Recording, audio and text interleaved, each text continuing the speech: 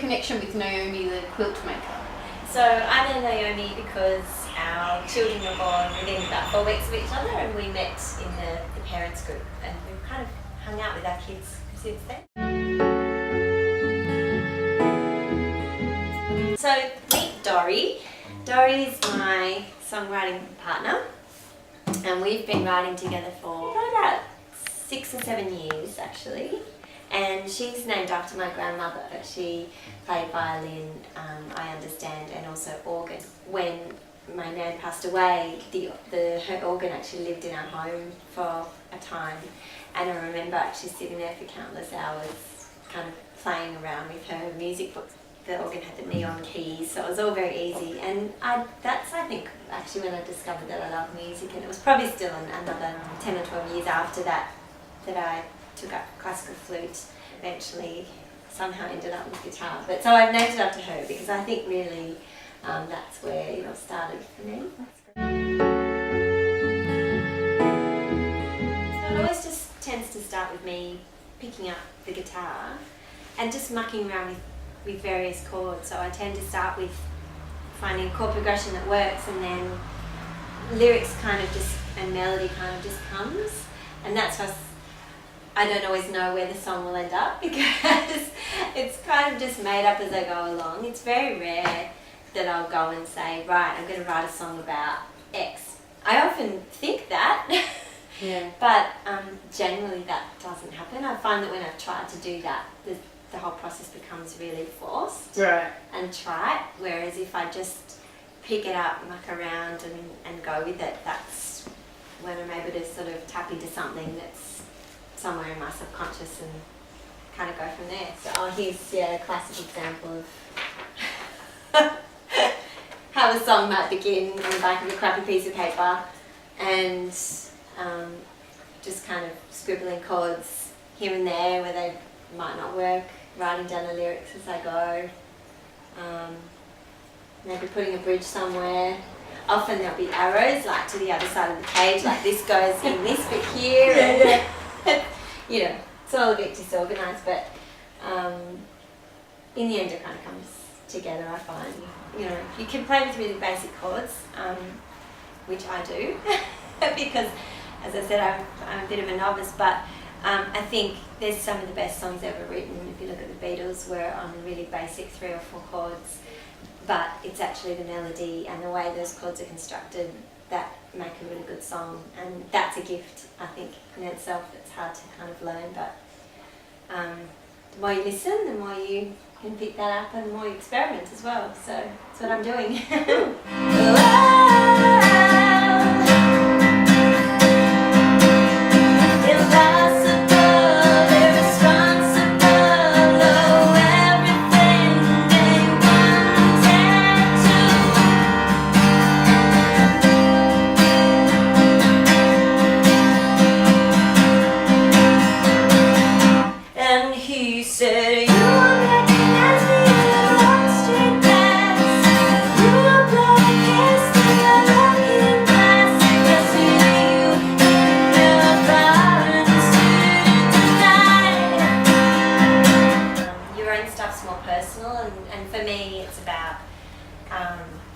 a form of expression, and actually it's quite cathartic for me. I almost feel like a lot of the lyrics and melodies that come when I write my own music are a little darker than perhaps what people might know me for. Mm-hmm.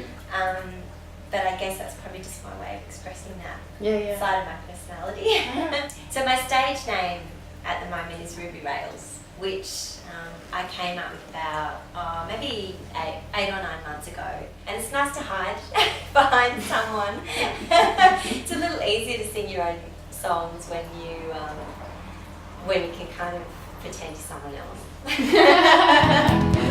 You're coming like a storm. I can feel it rising on its own. I can feel it, I can feel it, I can feel it.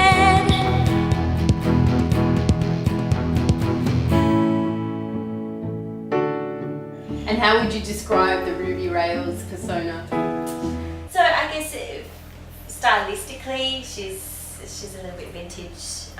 She's soft, but there's also an element of edginess to her. So I would say while she's got that vintage kind of 50s softness to her, there is a modern kind of streak through that. And GarageBand, using that's actually allowed me to bring that element into the music itself. There's always in my head been a bit of a rock element to what I do, so I've tried to sort of bring that in now with GarageBand, but typically it's been like acoustic and I guess a bit folky. Cool. And I'd always had this idea to create, I guess, a persona that I wouldn't say she was different to me, but she's an element of me. Right. And what I wanted was for her to have something that was a little bit, that separated the me from this kind of persona. And I thought I'd recently gotten into making headpieces for fun, and so I thought that was quite a nice way to kind of differentiate, hence why I'm wearing this one now. You touch me, you make me whole, and I can feel it. You kiss me, you reach my soul. Where do you usually get your inspiration for your fascinators? Look, I look a lot online. Like I do look around and see what people do, and that's resulted in my obsession with like buying, meters of crinoline that I may or may not use in the next 2 years. Yeah. And bags of roses and stuff like that. It does become a little bit obsessive, but look, it's all fun, and I just kind of look for an excuse to make one or wear one. What would you say is so Kate about singing and songwriting? Bit of an exhibitionist. Not too much, just a little. No, look, I've always enjoyed performing, I guess.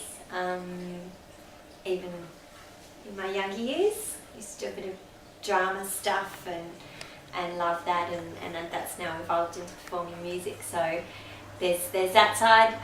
Also, music for me is highly emotive, and I'm quite an emotional person, so I guess that's one way for me to kind of let that out in a productive and constructive way.